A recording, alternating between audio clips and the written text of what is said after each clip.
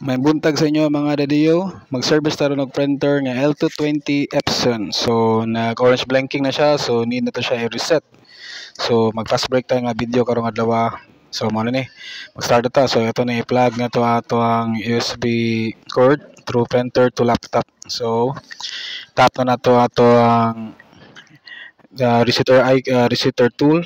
So L220. So tap na to ni Epson adjustment.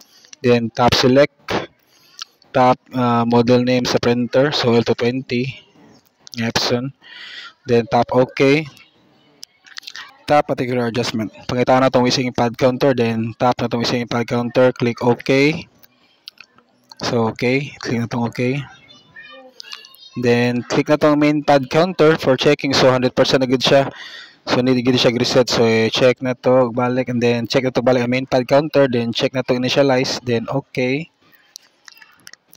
tap na tong OK. Then please turn off the printer, turn off the printer. So okay na to, then please reboot the printer. So atong i-on na to balik ang printer. So check na, di ba? Wala na siya orange blinking. So ato siya i-try og check og balik. Okay na ba gid siya? So check na to main pad counter, then check na to siya. Okay, 0% na gid siya. So ready to use na siya ang printer na to.